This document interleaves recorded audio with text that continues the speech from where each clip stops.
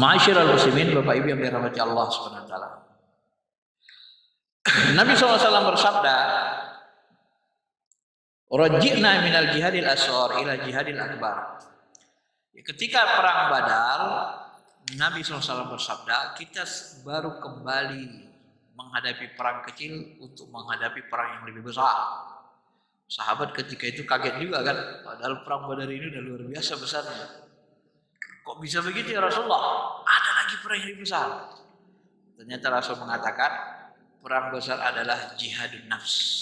Jihad melawan hawa nafsu. Melawan keinginan hawa nafsu kita, diri kita. Karena kerusakan berawal dari hawa nafsu kita, diri kita sendiri. Dari kita tak mampu mengendalikan diri. Maka kata beliau, "Fala tahsulu mahabbat Allah Ta'ala illa ba'da qahril a'da fi wujuhika minan nafsil ammar wal lawama wal mulhamah." Ainah rumusnya kata beliau. Dan mahabbah, cinta kepada Allah itu tidak akan tercapai kecuali setelah engkau melumpuhkan musuh-musuh yang ada di dalam wujudmu, di dalam dirimu, seperti nafsu ammarah bisu, nafsu lawamah, nafsu mulhamah. Setelah terlumpuhkan, maka bersihlah dirimu dari sifat-sifat bahamiyah binatang, sifat-sifat mencintai, mau makan aja, minum, tidur aja, bercanda berlebihan.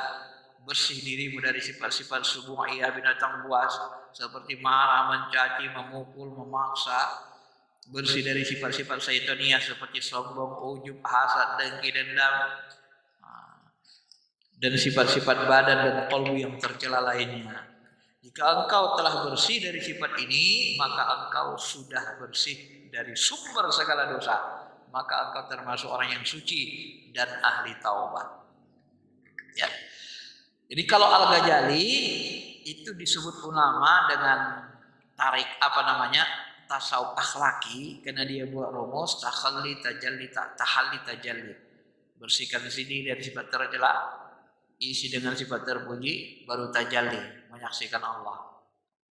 Kalau Syekh Abdul Jilani ini lebih cenderung disebut dengan tasawuf amali. Amali itu apa? Membersihkan qalbu itu dengan banyak zikir.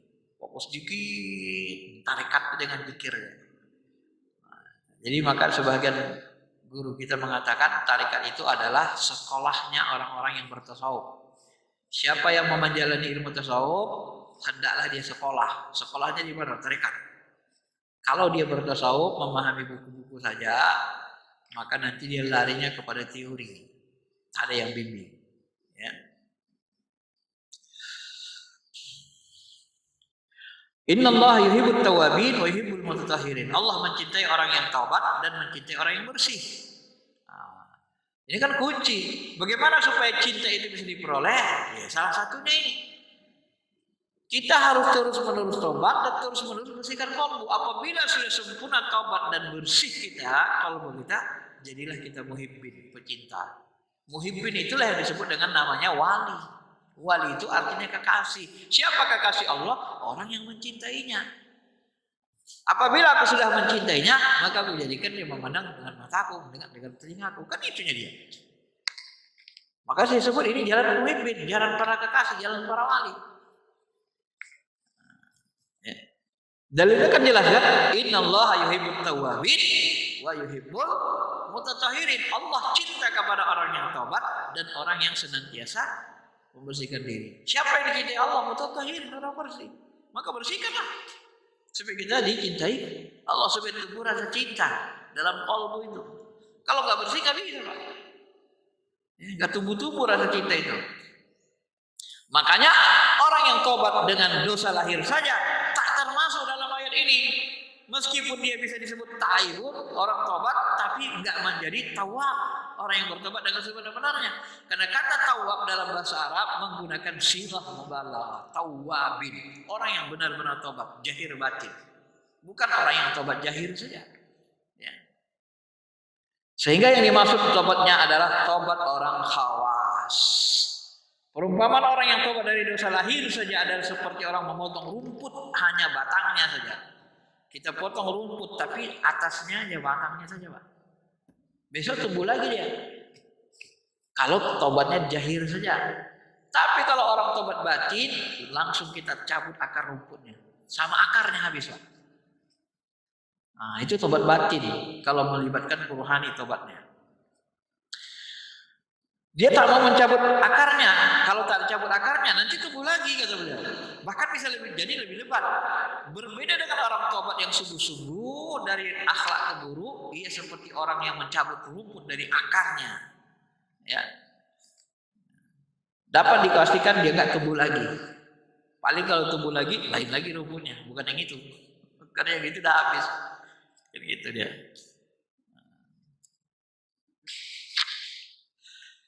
Inilah perumpamaannya. Ini adapun posisi talqin di sini, sebagaimana orang memotong rumput adalah alat untuk memotong segala sesuatu selain Allah. Maka talqin itu Pak, alat untuk memotong segala sesuatu selain Allah. Kenapa? Pahami bagus-bagus. La ilaha illallah, la ilaha illallah. Tidak ada Tuhan kecuali Engkau ya Allah.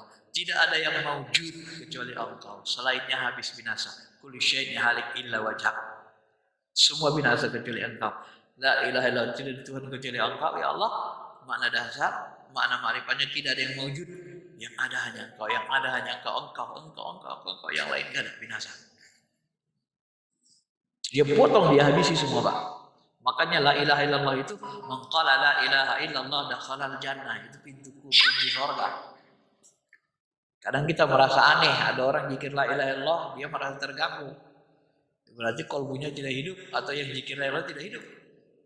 Saya kalau dengar orang sholawatan langsung menangis, gelegar di dalam. Kalau dengar orang zikir, walaupun beda tarikat, kita senang dengar, pengen dengar aja. Gak bisa kita gak tertarik Pak. Kalau terganggu kita, itu ada kesalahan. Mungkin dizikirkan la ilallah masa terganggu. La ilaha illallah, la ilaha illallah, la ilaha illallah. Enak Pak. Nikmat rasanya di kolbu, dengernya aja. La ilaha illallah, la ilaha illallah, la nikmat kita rasakan.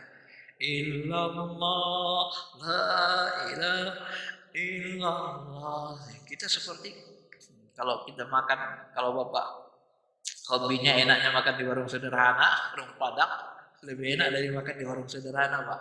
Mengucapkan zikir itu. Iya, kenapa? Karena enaknya di kolbu. Kalau warung Padang enaknya di lidah ini, tenggorokan. Kalau elo di sini dia di kolbu enaknya, nikmatnya lebih tinggi Pak. Ya. Kan aneh itu Pak. Anehnya gimana? Saya kasih logika sederhana. Kalau Bapak pernah jatuh cinta, rindu, sebelum kita nikah sama istri kita dulu, atau sesudah nikah, kita rindu. Ketemu kita sama istri kita. Ketemu, duduk, dekat dengan orang dicintai, nikmat gak? Nikmat gak? Nikmat banget kan? Saya yakin, begitu Bapak ketemu orang yang dicintai, tiba-tiba ada orang mau ngajak makan durian, ngajak makan warung sederhana, pasti Bapak tolak. Karena yang Bapak alami ini lebih nikmat gitu loh. Nah, yang anehnya, coba introspeksi diri kita Pak. Yang anehnya, kita zikir bertemu Allah, gak terasa nikmat. Loh, kita zikir munajat tuh bertemu Allah. Yang anehnya, lebih enak rasa hati kita ketemu dengan orang yang kita cintai, lebih nyaman daripada ketemu Allah. Ini kan aneh. Kok bisa gitu? Ini masalahnya di kolbu. Hati kita belum berisi cinta ke Allah. Maka tidak lebih nikmat. Yang membuat nikmat ibadah itu adanya rasa cinta, rasa rindu. Yang membuat kita merasa nikmat dekat dengan seseorang ada rasa cinta dengan rasa rindu. Kalau tidak ada, ya nggak nikmat.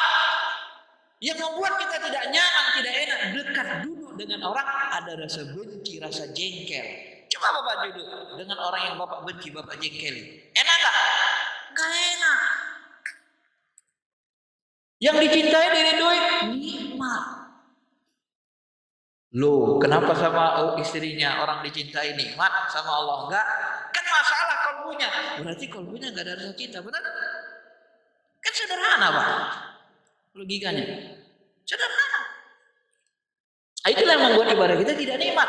Makanya ketika diucap la ilaha illallah kayak ngejek lah, nggak enak lah, sesat lah, bid'ah lah. La ilaha illallah kok bid'ah?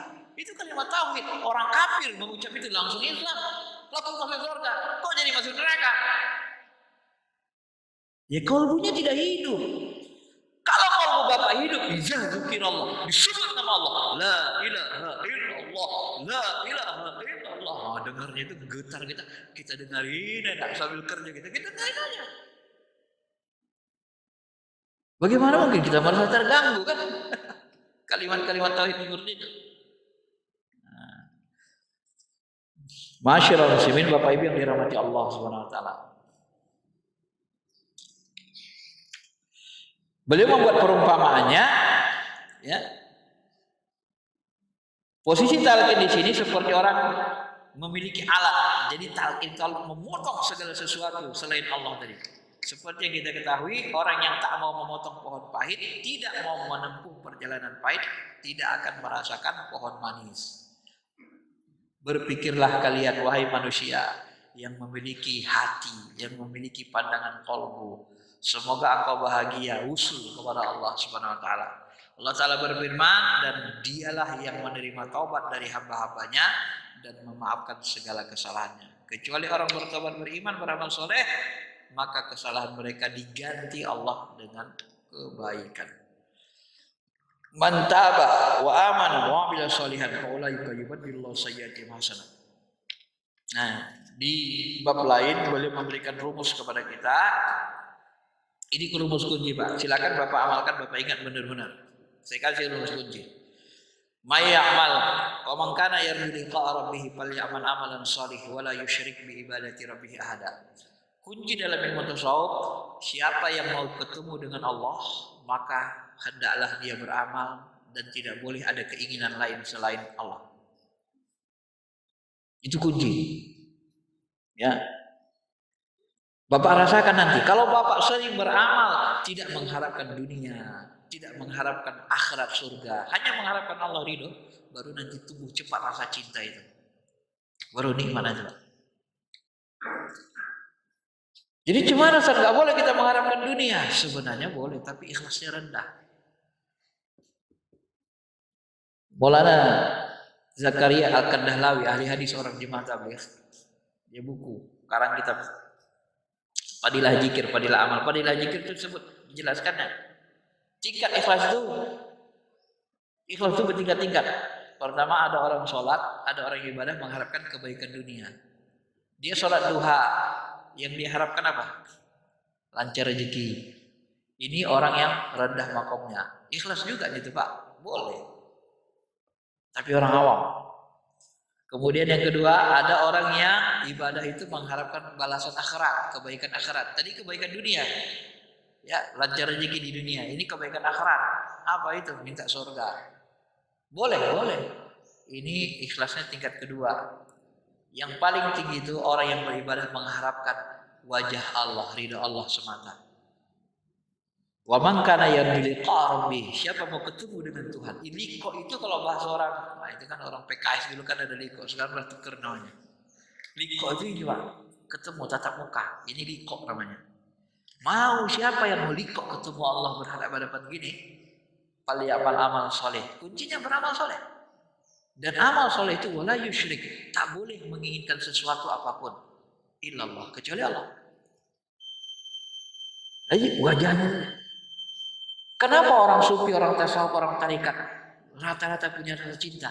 Karena diajarkan ini ilmunya Pak. Maka ada ilham yang diterima salah satu mursyid kita, dia katakan itu ilhamnya bunyinya gini. Siapa yang beribadah menginginkan surgaku, balasan dariku, maka kuberikan apa yang dia mau. Tetapi siapa yang beribadah menginginkan, mengharapkan ridhoku, ya, hanya menginginkan aku, kata Allah, maka aku beritahu dia rahasia tentang diriku. Coba, ku beritahu dia rahasia tentang diriku. Jadi rahasia Allah, rahasia dirinya hanya diperoleh, dimiliki oleh para wali, para kekasih. Jadi balasannya beda. Kalau minta surga ya dikasih Tuhan, gak ada masalah. Minta rezeki dikasih Tuhan. Kalau nggak percaya, silakan sholat duha 40 hari, setahun, 2 tahun. Lancar rezekinya, Pak. Kalau ingin lancar dengan doa itu, dikasih Allah. Tapi kita nggak dikasih tahu rahasia tentang zatnya dirinya. Tapi kalau kita beribadah semata-mata mengharapkan ridhonya, baru dibongkar. Baru makin kenal kita. Maka ilmu ma'rifat itu hanya ada di jalan tarekat. Rincian makom sampai makom nurjat itu hanya diperoleh mereka. Kenapa? Karena mereka ini beribadah dididik hanya semata-mata karena Allah. Walaupun kita sama-sama ibadah, sama-sama rajin ibadah, tapi beda kalbunya, beda isinya, beda. Itu yang membuat hasilnya beda. Ya, itu yang membuat kalbu itu hidup. Maka Bapak kalau mengamalkan ini ya cepat hidup kalbunya. Dengan ikhlas dihayati hanya mengharapkan ridho Allah, cepat itu hidup kalbunya. Ya.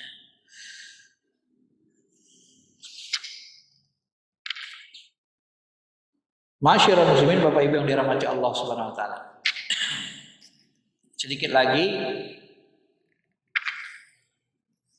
Nah, ini bab taubat dan talqin. Nabi SAW bersabda, sesungguhnya Allah mempunyai hamba-hamba yang jasadnya di bumi dan kalbunya di bawah arsy. Ini menggambarkan di antara hamba-hamba Allah ini ada orang yang makom rohani sangat tinggi. Ya. Adapun ketika melihat Allah Ta'ala di dunia ini tidak akan berhasil melihat zat aslinya. Yang dapat dilihat di dunia adalah sifat-sifatnya dari cermin kalbu. Nah, ini bagi orang yang sudah bersih hatinya. Di ujung pembahasan ini, ketika hati kita bersih, kalbu kita bersih, nanti baru kita bisa menyaksikan Allah Subhanahu wa taala. Baik, saya kira itu saja. Mungkin masih agak banyak sedikit bab ini. Cuma karena waktu kita sudah ini, saya kira itu saja dulu pengantar dari taubat dan talqin. Mudah-mudahan bisa menambah keimanan, keyakinan kita. Kalau ada yang mau bertanya silakan, Pak.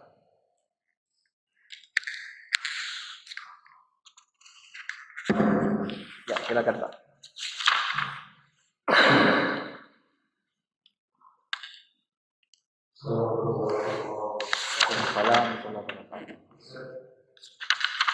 Dalam sholat berjamaah itu pada saat kita mencapai tingkat kekhusyuan. Kenyataannya sholat sendiri bernilai itu kita lakukan pertama itu, kedua ada pahala pada saat kita berjamaah ini besar. Bagaimana kalau misalnya sholat itu berjamaah, maaf saya kasih, tapi mencapai tingkat kesadaran yang tidak saja berjamaah. Nah, bagaimana menilai?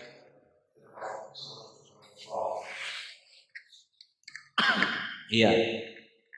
Ini termasuk satu masalah yang sering terjadi di kalangan orang tarekat kan. Kadang-kadang kita orang syariat ini melihat orang-orang ikut tarekat itu agak malas ke masjid gitu kan. Dia sering sholat di rumah atau sholat sama kawan-kawannya. Kadang begitu lebih. Ada ya seperti itu. Bapak Ibu yang dirahmati Allah Subhanahu wa taala, sebagaimana jelaskan yang lalu, ilmu hakikat ini dia harus bersyariat. Ya. Kita harus mengikuti Nabi. Saya kasih rumus begini, Pak. Sesuatu yang diberi pahala lebih banyak, itu pertanda amalan itu lebih disukai, lebih dicintai Allah Ta'ala. Nah, itu jangan dilupakan gitu. Ya. Sesuatu yang diberi Allah banyak pahala, walaupun harapan kita tidak pahala, tetapi itu pertanda amalan itu lebih dicintai. Iya kan? Sesuatu yang baik kan lebih mahal harganya gitu. Nah, jangan kita terjebak dengan katakan sajalah tipu daya setan gitu kan dalam pemahaman. Maka sebisa mungkin ya tetap jemaah. Cuma memang nggak bisa juga kita pungkiri, Pak. Kalau saya tanya lah Bapak misalnya, mana lebih utama kita sholat jemaah imamnya Nabi Muhammad daripada imamnya orang sekarang? Banyak pahala mana? Hah? Pasti lebih banyak pahalanya ketika imamnya Nabi Muhammad. Makanya ketika Rasulullah jadi imam sholat jemaah, kalian kalau nggak mau ke masjid bakar rumah kalian. Kan gitu kan? Kalau bahasa saya, mohon maaf nih ya, bukan untuk menyombongkan Nabi. Siapa lagi yang lebih hebat ruhaninya dari ini? Masa kalian nggak mau berimam sama ini? Kira-kira kan gitu bahasanya Pak. Siapa yang lebih hebat dari Nabi Muhammad ruhaninya? Kok kalian mau berjemaah sendiri-sendiri sholat? Tak mau berimam sama ini Sayyidul Anbiya. Apa nggak aku bakar rumah-rumah kalian? Itu kalau saya memahami. Tapi kalau sekarang kadang imamnya itu kolbunya pun gak hidup. Dibacanya ayat pening kepala kita. Saya Pak sesudah belajar tarikat nih bukan untuk macam-macam ya, kita untuk melihat ilmunya itu, kebenaran ilmunya membuktikan. Saya pernah tinggal di Ciputat di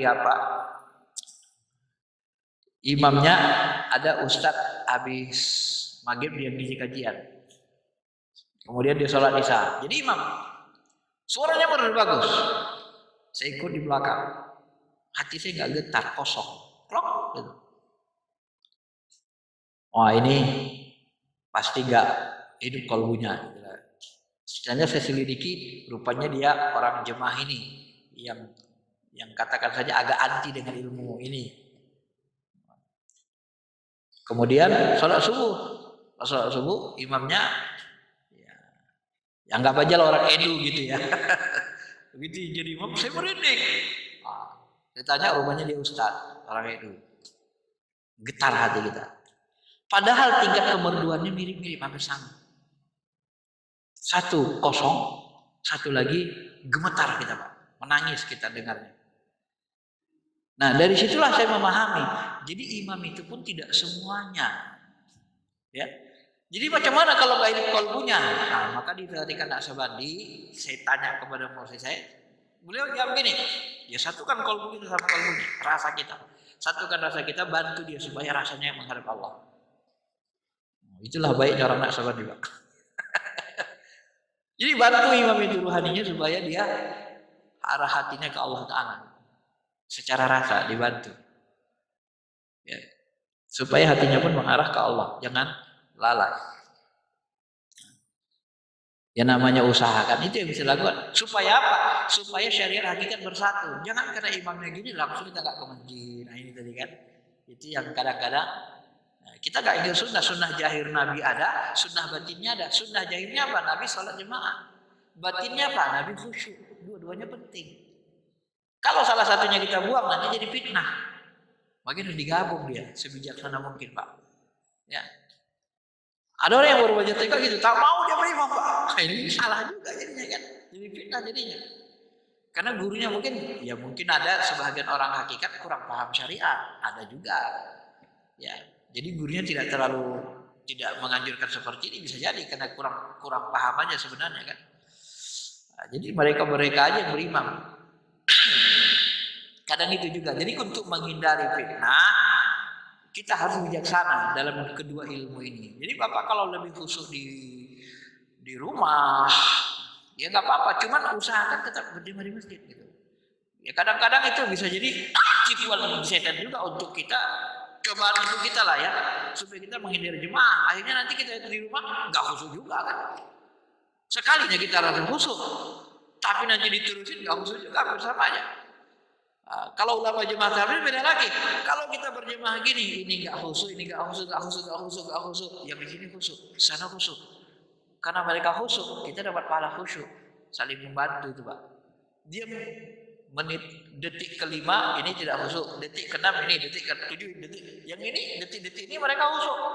Dan kita dapat pahala karena kita jemaah. Maka amalan jemaah itu kalau menurut ulama jemaah tabligh itu seperti amalan lautan, nggak bisa kita hindari. Lebih dimuliakan Allah gitu. Lebih diutamakan. Ya, lautan. Itu lautan amalan itu.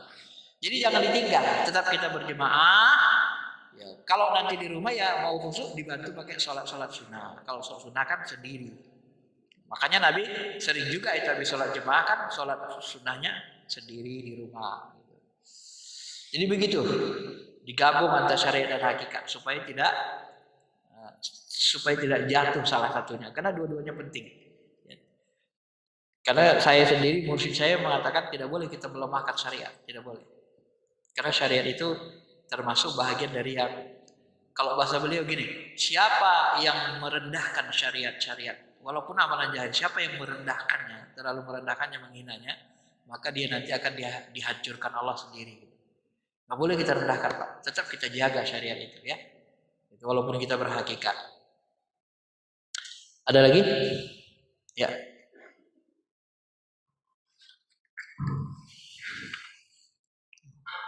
Bismillahirrahmanirrahim. Assalamualaikum warahmatullahi wabarakatuh. Waalaikumsalam warahmatullahi wabarakatuh.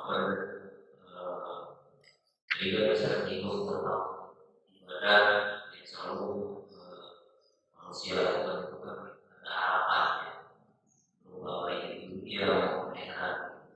Ketika kita masih mengatakan biasa-biasa saja dalam tasawuf ini kita ingin belajar kalau kita ingin apa yang kita lakukan ibadah kepada Allah itu apapun bentuk ibadahnya, tapi dia mengharapkan dunia, mengharapkan akhirat, mengharapkan ridho Allah, karena belum Allah mengatakan ikuti semua apa yang kita inginkan. Mungkin ada cara atau apa itu gimana bisa untuk mendapatkan itu kalau dalam pada tasawuf ini. Terima kasih. Ya, kalau kita baru berjalan, ya memang itu harus dimulai dari situ. Setiap kita beribadah, kalau biasanya kan ada juga sebahagian orang ketika dia mau sholat, dia beribadah, dia berdoa minta ke Allah itu kan. Allahumma inni as'aluka mahabbataka wa ma'rifatak. Ada lagi yang berdoa, ilahi anta maksudi wa ridhoka matlubi, ya Tuhanku, Engkau lah yang ku maksud, ridhomu lah yang ku cari. Baru kita angkat takbir. Itu ditanamkan ke kalbu kita ketika mau beribadah. Jadi supaya dia tidak lari. Jadi bagaimana kita nanti butuh dunia begini. Nah, caranya gini. Setelah kita beribadah, kita butuh sesuatu dalam hal dunia, minta saja ke Allah gitu. Doa. Tapi di waktu ibadah itu jangan libatkan dunia itu gitu. Ya. Jadi jangan dilibatkan dunia itu, jangan dipikirkan dunia itu. Orang-orang yang spiritual tinggi sebenarnya seperti Nabi Yakub, para nabi itu kan, ketika mereka susah, sebenarnya bahasanya kan halus kan. Seperti Nabi Ayub, susah sampai kalau dalam riwayat sampai mau hancur badannya kan. Karena penyakit itu. Dia bahasanya ya Allah bukan dia katakan ya Allah sembuhkanlah aku. Enggak vulgar gitu malah kan. Dalam riwayat disebut ya Ayub, udah minta aja sama Allah supaya disembuhkan. Malu aku. Kenapa? Aku senang itu sudah 13 tahun sementara susahnya masih 10 tahun. Belum sebanding, gitu kan. Sampai begitu para nabi itu. Nah, ketika dalam posisi terjepit, sudah memberi udara, sudah hampir hancur semua badan, tinggal hanya hati saja yang enggak hancur. Baru dia ngomongnya pun halus sekali. Doanya itu luar biasa doanya. Rabbi inni massaniyad durru wa anta arhamar rahimin. Coba lihat tuh bahasanya. Ya Allah, aku kena mudarat, aku ke dalam keadaan susah. Engkau kan pengasih penyayang. Hanya gitu ngomongnya kan. Aku dalam posisi terjepit, masanya dur itu kan yang darurat, yang membahayakan. Ya Allah, aku ditimpa sesuatu yang membahayakan. Kau kan Maha Pengasih penyayang. Itu aja dia bilang, langsung sembuh kan, hanya doa seperti itu. Nah, ini orang-orang yang kalbunya sudah tinggi kan, kecintaannya sudah tinggi sama Allah, kecintaan, makrifat, kerinduan. Nah, halus saja ngomongnya. Jadi dalam ibadah nggak usah ikutkan dunia kita. Nah, begitu nanti kita masalah dunia baru mohon. Gitu saja. Jangan ibadah di dalam hati kita sudah terbersih dunia gitu kan. Ya kalau mau dapat rasa cinta, kalau mau sempurna ibadahnya. Kita pun tidak bisa memaksakan diri. Ustadz itu payah kali diikuti. Awak masih butuh ini ya. Silakan saja, ya silakan saja. Karena saya hanya menyampaikan ilmunya. Kalau Bapak, saya pun Pak bahasanya beragama ini kita diajarkan dalam tarikat ini pun. Sebagian guru mursyid saya yang lain itu mengajarkan kita agama ini harus dibuktikan supaya Bapak yakin jalani. Jangan diomongin aja. Kalau orang ngomong-ngomong tarikat sesat apa sesat gak usah diikut. Jalani saja, teliti saja. Saya meneliti, praktek, baru saya ngerti. Kalau nggak teliti, nggak praktek, nggak ngerti saya. Nggak bisa kita mau ngomongin aja. Jalani, teliti, baru kita tahu isinya. Ya. Nah, Bapak susah sekali hidup ekonomi. Kan sudah ada dalam ayat Quran, sudah ada dalam hadis petunjuk. Gimana caranya? Ya rutinkan sholat duha minimal 4 rakaat. 4 rakaat. Coba aja. Baca nanti doa-doa itu. Allahumma na duha kawal bahau kawal jamalu jamaluka. Ya, Allahumma kana rizqi fis samai fanzilhu wa in kana fil ardi fa'akhiju wa in kana ma'syar faisiru. Coba amalkan 40 hari rutin. Enggak boleh tinggal. Ya. Masih susah lagi, amalkan sampai setahun. Coba nanti lihat. Itu nyata. Nanti rezeki kita itu ngalir aja. Karena memang dia untuk itu. Itu cara kita supaya yakin dengan syariat Allah. Itu juga sebenarnya. Itu nyata, Pak. Kenapa nyata? Ya kita mau buktikan kan. Saya buktikan. Betul nggak ini? Saya buktikan. Dan ternyata setelah saya amalkan selama 2 tahun, ya kalau bahasa saya, waktu itu, ya waktu saya membuktikan itu, ya rezeki saya nggak pernah putus, ada aja, nggak pernah saya susah. Dalam hal uang nggak pernah kesusahan kita, nggak ada susahnya dalam hal uang ya. Karena waktu itu sebelum bertarikat itu kita bersyariat begitu Pak. Kita inginkan memang supaya mudah. Jadi agama ini dibuktikan. Nah, yang saya katakan ini pun Bapak buktikan. Kalau Bapak mau mendapatkan cinta, nggak boleh ada yang begitu. Saya dulu waktu menginginkan itu ya dapat saya Pak, tapi nggak ada rasa cinta, rasa syukur saja. Nah, gitu aja deh. Makanya agama ini kan punya rumus, innamal amalu binniat, amal tergantung niat. Dan fikih itu jeli sekali ulama fikih itu. Ketika kita mau sholat, walaupun tadi niat kita itu beda, tapi ketika kita mau sholat itu disuruh dilapaskan niat itu supaya niat tadi gugur. Usolli, ya Allah aku sholat 2 rakaat, sholat duha, ya karenamu ya Allah. Jadi niat-niat kita yang merusak qalbu tadi itu putus. Itu diusolli itulah memutusnya, dilapaskan ulang. Itu kan saya lihat jelinya ulama fikih itu di situ. Jadi yang terbersih tadi entah apa-apa segala sebelum sholat ibadah itu hilang. Begitu kita ucapkan usolli tadi. Tapi usolli itu diikuti dalam hati. Nggak boleh dilapas saja. Karena niat itu di kolbu. Lapas itu hanya membantu kolbu. Kenapa ada zikir keras? La ilaha illallah, la ilaha illallah. Supaya membantu akal kolbu, supaya tidak mengingat selain Allah. Nah, dalam ilmu psikologi, kenapa orang marah suaranya keras?